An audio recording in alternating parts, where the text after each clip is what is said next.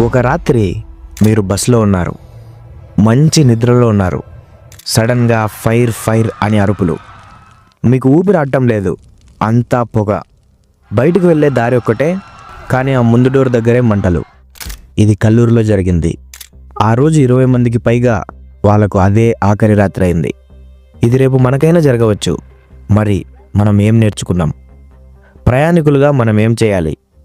Rule number 1, మీరు bus ఎక్కగానే మీ సీట్లో కూర్చొని హెడ్సెట్ పెట్టుకోవద్దు. ఒక్క నిమిషం ఆ బస్సును చూడండి.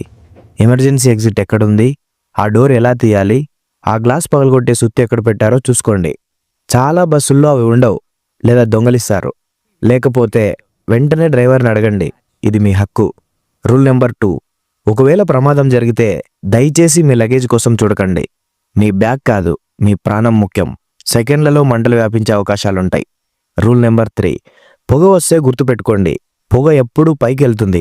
మీరు వీలైనంత కిందికి వంగి మీ ముక్కుకి బట్ట అడ్డం పెట్టుకొని ఎమర్జెన్సీ ఎగ్జిట్ వైపు పాకండి.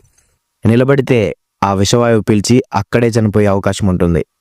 ఇప్పుడు బస్ ఓనర్స్ మీకోసం, డబ్బు సంపాదించడం తప్పు కాదు, కానీ ప్రాణాలతో ఆడుకోవడం తప్పు. ఫస్ట్ పాయింట్, ప్రతి బస్కి 2 డోర్లు ఉండాలి. ఇది ఆర్టీఓ రూల్. ఒకటి ముందు, ఒకటి వెనుక లేదా మధ్యలో. మరి మీరెందుకు 2 డోర్స్ పెట్టడం లేదు? ఎందుకంటే ఆ 2వ డోర్ తీసేసి అక్కడ 2 సీట్లు ఎక్కువ వేసి డబ్బు సంపాదించడానికి. ఆ 2 సీట్ల ఆశ 20 మంది ప్రాణాలు తీసింది. సెకండ్ పాయింట్, మీ బస్సుల్లో ఫైర్ ఎక్స్టెన్సర్లు ఉన్నాయా? అవి వర్కింగ్ కండిషన్లో ఉన్నాయా? ఆ డ్రైవర్కి దాన్ని ఎలా వాడాలో ట్రైనింగ్ ఇచ్చారా? థర్డ్ పాయింట్, పాత బస్సులకు రంగులేసి తిప్పడం కాదు. ప్రతి జర్నీకి ముందు టైర్స్ని, ఇంజన్ని, వైరింగ్ని చెక్ చేయాలి. మీ నిర్లక్ష్యం ఎన్నో కుటుంబాలను రోడ్డున పడేస్తుంది. ఇక మన ప్రభుత్వం, ఆ ప్రమాదం జరిగిన బస్సుకి అప్పటికే 2 ర్యాష్ డ్రైవింగ్ చలాన్లు ఉన్నాయి. అయినా అది రోడ్డు మీద ఎలా తిరుగుతుంది? లక్షల లంచాలు తీసుకొని పాత స్క్రాప్ బస్సులకి ఫిట్నెస్ సర్టిఫికెట్లు ఎలా ఇస్తున్నారు?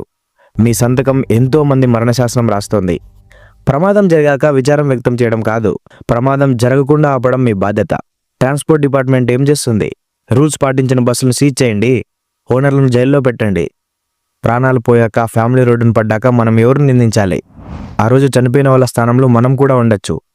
ఈ వీడియో ఒక వార్నింగ్. ఇది ప్రతి ఒక్కరికి తెలియాలి. మీరు ప్రయాణికులా? అలర్ట్గా ఉండండి. మీరు ఓనర్లా? బాధ్యతగా ఉండండి. లేక ప్రభుత్వమా? స్ట్రిక్ట్గా ఉండండి. ఈ వీడియోని దయచేసి లైక్ చేయడం కాదు, ప్రతి ఒక్కరికి షేర్ చేయండి. ఇది మన అందరి బాధ్యత. అలాగే ఈ వీడియోపై మీ అభిప్రాయం తప్పకుండా ప్రతి ఒక్కరూ కామెంట్ చేయండి. ఇలాంటి అవేర్నెస్ వీడియోస్ కోసం మన వినయ్ టీవీ యూట్యూబ్ ఛానల్ని తప్పకుండా సబ్స్క్రైబ్ చేసుకోండి.